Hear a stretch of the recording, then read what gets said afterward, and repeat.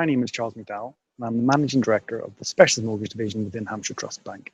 It's a real shame I'm not going to meet you in person today, but I am absolutely confident that this will be just as insightful and just as interactive as it would have been.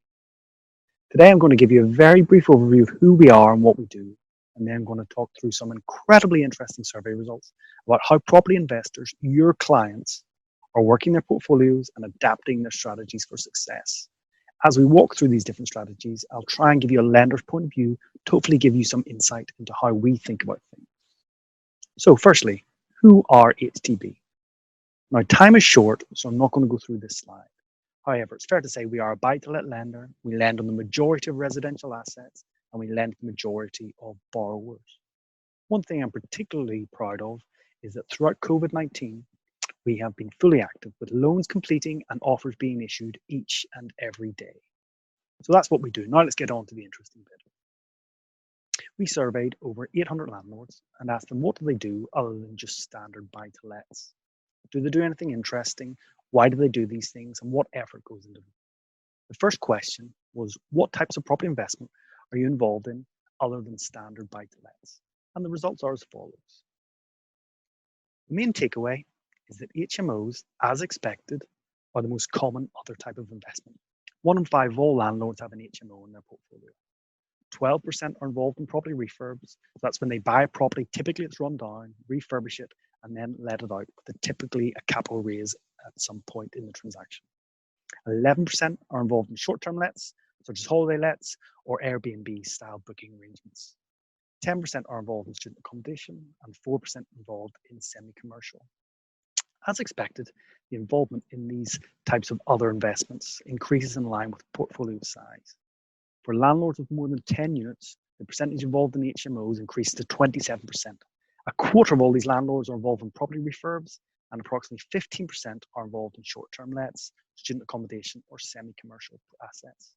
So these are not insignificant market segments. Why do they do this? Well, it's all about yield. The target yield for each of these strategies is significantly higher than that for buy-to-let. The target yield for buy-to-let is 5.8%. Now, of course, target yields tend to be higher than what is actually achieved. Indeed, within the HTB buy-to-let portfolio, we have an average yield of about just over 4%. For HMOs, the target yield increases to 8.6%. Again, the average is somewhere lower than that, probably high 7s, but we do see some properties up to 10%. The target yield for student accommodation, where there's significant overlap with the HMO population, is 6.7%. Now, this is very location and geographically specific. Short-term lets is 7.3%. Now, again, there's large geographic variances, but the national rule of thumb for short-term letting is that you get 3 times the return, but have 4 times the amount of voids. Refurbishment is the highest target yield at 9.1%, and we will get on to that in a moment. But nothing in this life is for free. It comes at a cost, and in this case, that cost is both risk and effort. Let's quickly look at HMOs. Yes, you have increased yield, much higher in fact. Yes, you have less voids and a greater resilience of income. And I think it's fair to say that through the COVID-19 lockdown, the HTB HMO portfolio has required much less support in terms of payment holidays than the rest of the book. And you have strong demand, which is increasing. Again, I think post-COVID, we're going to see a continued increase in the demand for HMO living. HMOs are not what they used to be. The number of HMOs that we see are great assets, fantastically well furnished with a high caliber of tenant. But there are cons. There's increased legislation, that's planning and licensing. You have higher management costs, finding and vetting tenants, maintaining the property, and often maintaining it to higher standard, particularly the communal areas than standard buy-to-lets. You have lower capital appreciation, which plays against you if you seek interest-only finance. And it is typically harder to raise finance full stop, as there are less lenders in the market and they require more complex underwriting. So we asked our panel of 800 landlords, how many days a year do you spend maintaining, administrating, and financially managing your various assets? And the results are as follows. This shows that HMOs require 4 times the total time in terms of management compared to standard buy-to-lets. Maintaining the property is 3 times as much. That's all the breakages of the communal areas, the fire certificates, the complaints. 6 times the admin burden, that's all the licensing, applying for planning, getting the certificates in place, and 4 times the financial management. That's collection of the deposits, the rent, sorting out your mortgage. And we see similar increases in time across the board. As expected, refurbs are the most at over 120 days. This means that if you want to do more than 3 refurbs a year, you need to start to think about getting a team in place. At HTB, we support refurbishment projects, but as part of that initial underwrite, we will ask questions to ensure we understand the execution risk associated with the project. Indeed, if it takes 120 days, there's clearly some risk that things don't go as planned. An interesting point is that for semi-commercial, we see the highest number on the slide for admin. So as you move into commercial units, the admin burden increases significantly. That's dealing with commercial leases, business rates, rubbish, curbside admin, etc. So when a residential landlord moves into commercial property for the first time, and we are seeing more and more landlords do this, do they really understand what they're getting into? Now, another strategy we are beginning to see much more frequently is landlords and property investors are going further afield in terms of the right property. Now, on one hand, that is a good thing. It is always better to have the right property. However, the downside is a loss of local knowledge that landlords often have, and their ability to quickly fix issues is reduced. And I think this is a really pertinent point, particularly given our current economic circumstances. We are likely heading for a recession, but I think this recession will be unlike any we have ever seen. It will be very location specific.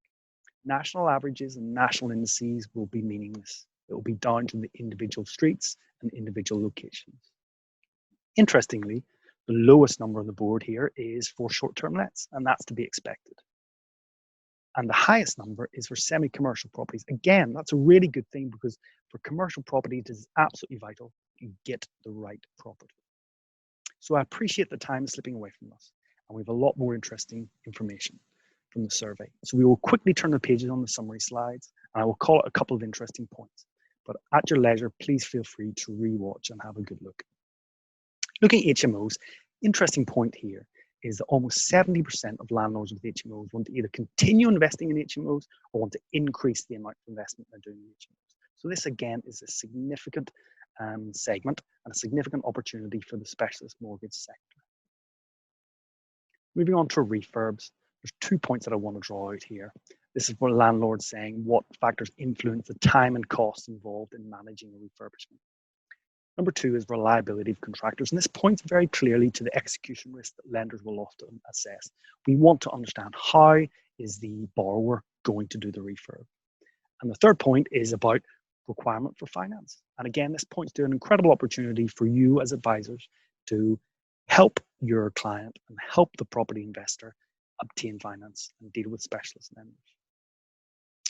Moving on to short-term lets, I want to pull out one point is don't underestimate the amount of time required for the process of changing tenants. And this is why for short-term lets, lenders like HTB will often ask for what are the operating costs going to be associated with a given property, rather than just looking at the gross rents. Moving on to student accommodation, and there's a quote here from a landlord that says, breakages, things going wrong, the incompetence of youngsters. This is not to be an underestimated factor when you're moving into student accommodation. Semi-commercial, another great quote from a property investor. The tenant has a 20-year lease and is very difficult, constantly complaining about problems they have caused, trying to renegotiate the lease, wanting to buy the property, etc. And this is a perfect example of what on the face of it seems like a great tenant who's got a 20-year lease. Do not underestimate the amount of effort that is required to manage commercial properties. So in summary, 1 in 3 investors are involved in non-standard buy-to-lets. This is a significant market and opportunity for lenders and advisors. These other types of investment drive an increase in yield, target yield being several percentages above average buy-to-lets. However, each of these other types of investment require increased management effort along with an increased risk profile. Now is the perfect time to add value to your clients by staying close to the property investors and their strategies for success, thereby cementing long-term relationships and building success for everyone involved. Thank you.